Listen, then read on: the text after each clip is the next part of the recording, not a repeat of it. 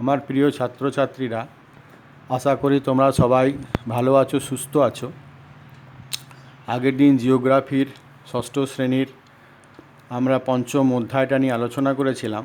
আজকে সেই পঞ্চম অধ্যায়েরই দ্বিতীয় ভাগটা নিয়ে আলোচনা করব।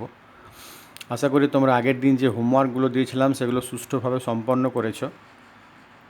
যাই হোক, আজকে আমাদের পাঠ শুরু করা যাক। দেখো, অধ্যায় 5 জলস্থল বাতাস, পৃষ্ঠা 34 থেকে 38। তোমাদের একটা কথা বলি, তোমরা কিন্তু এই ভিডিওটি দেখার আগে একবার পৃষ্ঠা 34 থেকে 38 পর্যন্ত তোমাদের বইটা ভালো করে পড়ে নেবে।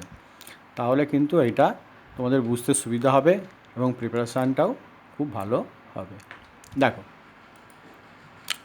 জলস্থল বাতাস জলচক্র কাকে বলে? জলচক্র না, সূর্যের তাপে নদ নদী, জলাশয়, সমুদ্র থেকে জল বাষ্প হয়ে বাতাসে মেশে। জলীয় বাষ্প বাতাসের থেকে হালকা। জলীয় বাষ্পযুক্ত বাতাস উপরের দিকে উঠে যায়। সেখানে ঠান্ডা বায়ুর সংস্পর্শে তা ঠান্ডা হয়ে জলকণায় পরিণত হয়। আমরা জানি উপরের দিকে ঠান্ডা বায়ু রয়েছে, সেখানে ধূলিকণাও আছে। এই জলকণা ধূলিকণাকে আশ্রয় করে মেঘে পরিণত হয়। আবার অনেকগুলো জলকণা যুক্ত হয়ে বড় জলকণায় পরিণত হয়। আরও উপরে উঠলে এই জলকণা আরও ঠান্ডা বায়ুর সংস্পর্শে বরফের কণায় পরিণত হয়। তখন তা বাতাসের থেকে ভারী বলে বৃষ্টি বা তুষার রূপে পৃথিবীতে নেমে আসে।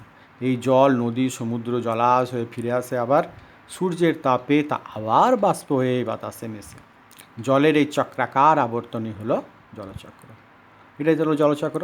এর একটা চিত্র আমি তোমাদের দেখাবো। সেই চিত্রটা ভালো করে বর্ণনা করলে তোমরা এটা ব্যাপারটা আরও ভালো করে বুঝতে পারবে। আমি শেষে তোমাদের সেটা একবার বোঝাবার চেষ্টা করব। আচ্ছা, এরপরে দেখি আমাদের কি রয়েছে না, প্যানজিয়া। প্যানজিয়া কি না, 50 কোটি বছর আগে পৃথিবী ছিল একটাই বিরাট অখণ্ড স্থলভাগ বা মহাদেশ। এরই নাম ছিল প্যানজিয়া। তাহলে 50 কোটি বছর আগে পৃথিবীতে কিন্তু এই মহাদেশগুলির মধ্যে কোনো ভাগ ছিল না, সবগুলো একসঙ্গে যুক্ত হয়ে একটাই অখণ্ড মহাদেশ ছিল। তার নামই ছিল প্যানজিয়া। এবারে দেখো, প্যানথালাসা না, প্যানজিয়ার চারদিকে ছিল বিরাট জলভাগ বা মহাসাগর, যার নাম প্যানথালাসা। ওই প্যানজিয়ারই চারিদিকে যে জলভাগ ছিল, বিশাল জলভাগ, তারই নাম হচ্ছে প্যানথালাসা। এবারে দেখো, মহাদেশ এবং মহাসাগর কি? এই মহাসাগর আমরা মোটামুটি জানি, কিন্তু পৃথিবীতে মোট 7টি মহাদেশ এবং 5টি মহাসাগর রয়েছে। মহাদেশগুলি হলো, একে হচ্ছে এশিয়া, পৃথিবীর বৃহত্তম ও জনবহুল মহাদেশ। এর প্রধান পর্বতশ্রেণী কি না, হিমালয়। প্রধান নদী ইয়াংসি কিয়াং, চীনে অবস্থিত। হিমালয় ভারতবর্ষে অবস্থিত, তোমরা জানো সেটা। ভলগা রাশিয়া অবস্থিত। ওব, ইনিসি, এই সব নদীগুলো রয়েছে এশিয়া মহাদেশে। এই মহাদেশে দেশের সংখ্যা কয়টি না, 44টি। আমাদের দেশ ভারত এর অন্তর্গত। এরপর আসছে আফ্রিকা, দ্বিতীয় বৃহত্তম মহাদেশ আয়তনের দিক থেকে। প্রধান পর্বতশ্রেণী কি না, আটলাস। পৃথিবীর দীর্ঘতম নদী নীলনদ এর প্রধান নদী। আমরা জানি পৃথিবীর দীর্ঘতম নীলনদ, এই নীলনদ কিন্তু এই আফ্রিকাতেই অবস্থিত। পৃথিবীর বৃহত্তম উষ্ণ মরুভূমি সাহারা, পৃথিবীর সবথেকে বড় মরুভূমি সাহারা এই মহাদেশেরই অন্তর্গত। এখানে রয়েছে 54টি দেশ। এরপরে আসছে উত্তর আমেরিকা, তৃতীয় বৃহত্তম মহাদেশ আয়তনের দিক থেকে। প্রধান পর্বতশ্রেণী কি না, রকি। প্রধান নদী কি না, মিসিসিপি, মিসৌরি। দেশের সংখ্যা কয়টি না, 23টি। আমেরিকা যুক্তরাষ্ট্র এর অন্তর্গত। এরপর আসছে দক্ষিণ আমেরিকা, চতুর্থ বৃহত্তম মহাদেশ। এর বৃহত্তম প্রধান পর্বতশ্রেণী হচ্ছে আন্দিজ।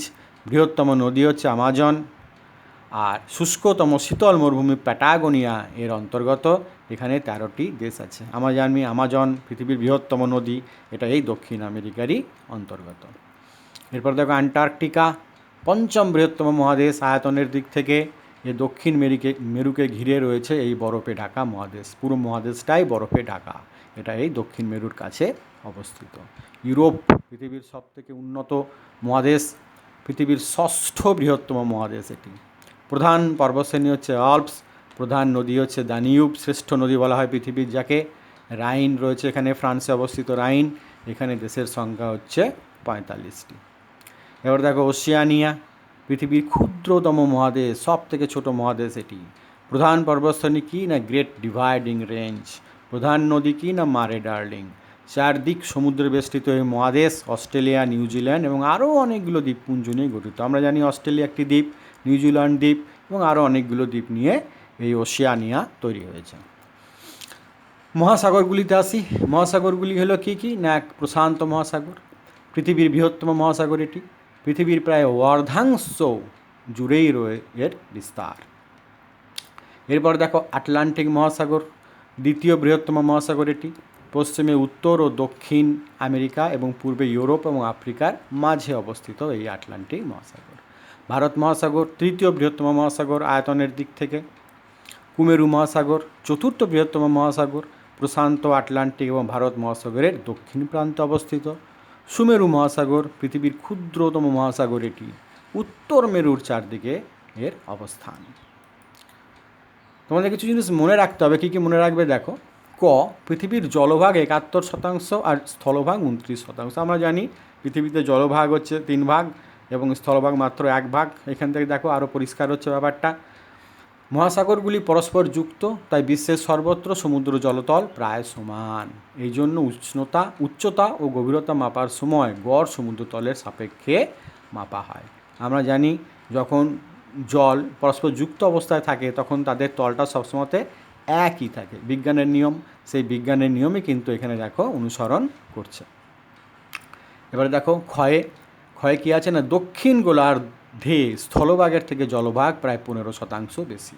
উত্তর গোলার্ধে কিন্তু স্থলভাগ আর জলভাগ প্রায় সমান, কিন্তু দক্ষিণ গোলার্ধে জলভাগ 15% বেশি। এরপরে জীবমণ্ডল, কাকে বলে জীবমণ্ডল? জল, স্থল, বাতাস ছড়িয়ে থাকা প্রায় 35,000 প্রজাতির উদ্ভিদ এবং 110 লক্ষ প্রজাতির প্রাণী নিয়ে তৈরি হয়েছে পৃথিবীর জীবমণ্ডল। দেখো 35,000 প্রজাতির উদ্ভিদ আর 110 লক্ষ প্রজাতির প্রাণী রয়েছে এই জীবমণ্ডলে। বিশ্ব উষ্ণায়ন, আমরা প্রায়ই এর কথা শুনি, অনেকের মুখে আলোচনা শুনি। কী জিনিস এটা? না, শিল্প কারখানা এবং যানবাহন থেকে বিষাক্ত গ্যাস বাতাসে মিশছে। শিল্প কারখানা থেকে বিষাক্ত gas, carbon dioxide, carbon monoxide, lead মিশ্রিত গ্যাস, এগুলো সব বাতাসে মিশছে। এই গ্যাসগুলি পৃথিবীর চারদিকে একটা আবরণ তৈরি করে। কীরকম আবরণ?